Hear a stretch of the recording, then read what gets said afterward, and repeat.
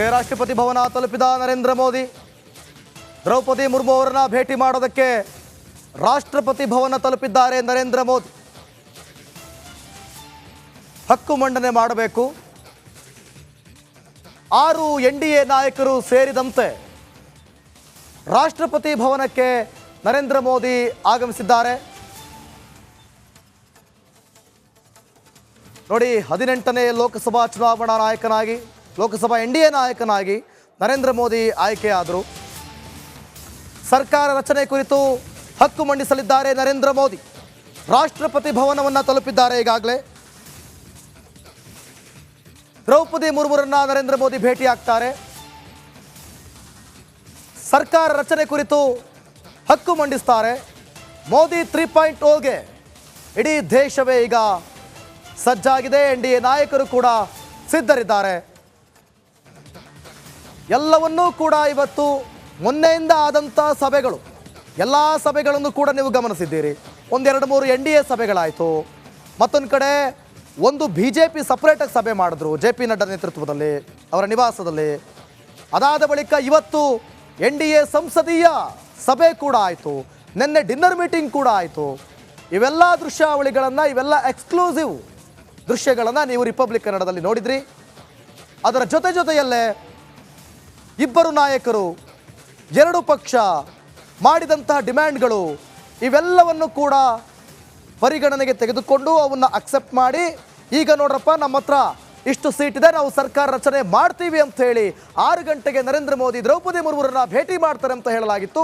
ಅದರಂತೆಯೇ ಈಗ ರಾಷ್ಟ್ರಪತಿ ಭವನವನ್ನು ತಲುಪಿದ್ದಾರೆ ಮುಂದಿನ ಪ್ರಧಾನಿ ನರೇಂದ್ರ ಮೋದಿ.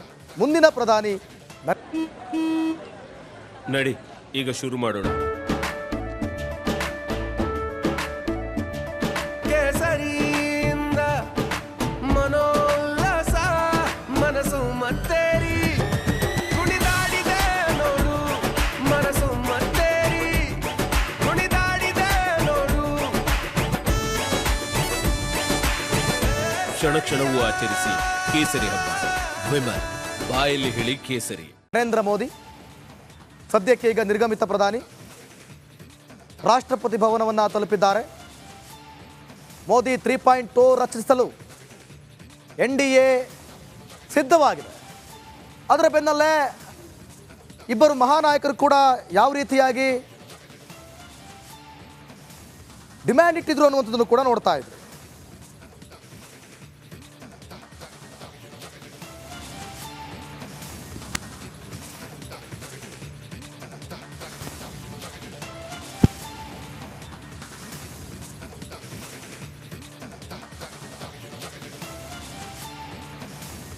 ರಾಷ್ಟ್ರಪತಿ ಭವನವನ್ನು ತಲುಪಿದ್ದಾರೆ ನರೇಂದ್ರ ಮೋದಿ. ದೃಶ್ಯಾವಳಿಗಳು ಕೂಡ ಗಮನಿಸ್ತಾ ಇದ್ದೀರಿ ರಿಪಬ್ಲಿಕ್ ಕನ್ನಡದಲ್ಲಿ, ಎಕ್ಸ್ಕ್ಲೂಸಿವ್ ದೃಶ್ಯಾವಳಿಗಳು. ದ್ರೌಪದಿ ಮುರ್ಮುನ್ನ ಭೇಟಿಯಾಗ್ತಾರೆ ನರೇಂದ್ರ ಮೋದಿ. 6 ಜನ NDA ನಾಯಕರು ಇದ್ದಾರೆ. ಅವರೆಲ್ಲರೂ ಕೂಡ ಸೇರಿ, ಮೋದಿ ಸೇರಿದಂತೆ ದ್ರೌಪದಿ ಮುರ್ಮುರನ್ನ ಭೇಟಿ ಆಗ್ತಾರೆ ಅನ್ನುವಂಥ 6 ಗಂಟೆಗೆ ಭೇಟಿಯಾಗೋದು. ಈಗಾಗಲೇ ರಾಷ್ಟ್ರಪತಿ ಭವನಕ್ಕೆ ಹೊರಟಿದ್ದಾರೆ. ಮೋದಿ 3.0 ಸರ್ಕಾರ ರಚನೆ ಮಾಡೋದಕ್ಕೆ ಹಕ್ಕು ಮಂಡಿಸಲಿದ್ದಾರೆ.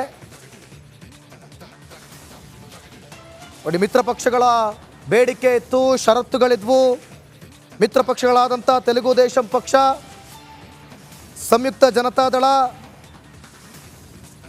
ಏಕನಾಥ್ ಶಿಂದೆ ಅವರ ಶಿಂದೆ ಶಿವಸೇನೆ, ಇವೆಲ್ಲರೂ ಕೂಡ ಸೇರಿದಂತೆ ಪಾಲುದಾರ ಪಕ್ಷಗಳು ಮೋದಿ ಸಂಪುಟದ ಪ್ರಮುಖ ಖಾತೆಗಳಿಗೆ ಬೇಡಿಕೆ ಇಟ್ಟಿದ್ವು.